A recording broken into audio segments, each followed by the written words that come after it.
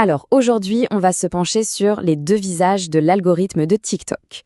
D'un côté, il y a cette promesse de revenus vraiment énorme pour les créateurs. Et de l'autre, un mécanisme assez opaque qui peut faire s'effondrer leur visibilité, comme ça, du jour au lendemain. Comment fonctionne ce système à double tranchant? C'est ce qu'on va décortiquer ensemble.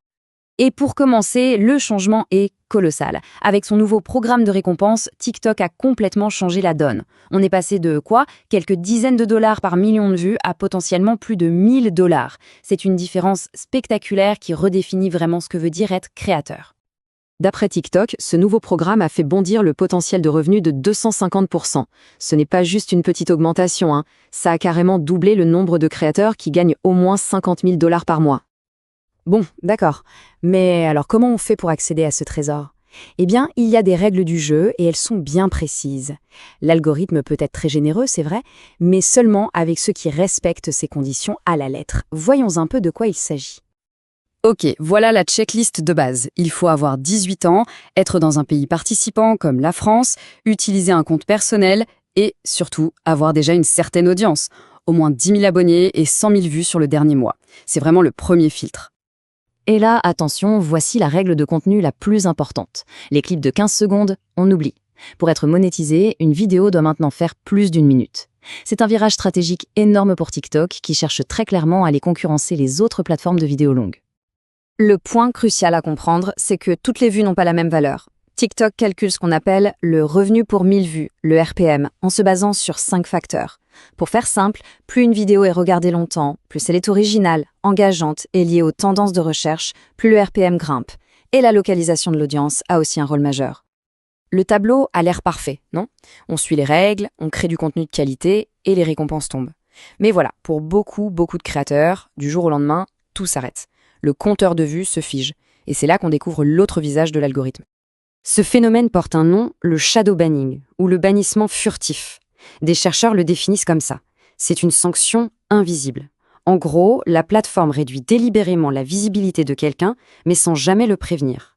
La personne est punie, mais elle ne sait ni pourquoi, ni même si elle l'est vraiment. Ce sentiment d'être face à un mur blanc, ça résume parfaitement l'expérience du shadow banning. Les plateformes, elles nient souvent le pratiquer, elles préfèrent utiliser des termes plus vagues comme réduction de la visibilité. Mais pour le créateur, le résultat est le même, une perte de contact brutale et totalement inexpliquée avec sa communauté. Et les conséquences, elles, sont bien réelles.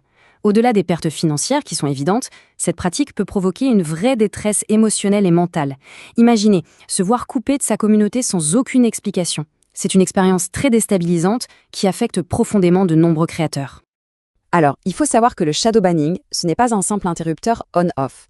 Les chercheurs ont réussi à identifier au moins 4 formes bien distinctes de ces sanctions invisibles. Voyons un peu comment elles fonctionnent. Alors, voilà les 4 types principaux. Le plus extrême, c'est le bannissement fantôme. Là, vous publiez, mais personne d'autre que vous ne le voit. Ensuite, il y a le bannissement de recherche, qui vous fait tout simplement disparaître des résultats, et celui de suggestion, où votre nom n'est même plus proposé. Et enfin, le plus courant et le plus subtil, c'est le déclassement. L'algorithme montre juste beaucoup moins votre contenu, même à vos propres abonnés.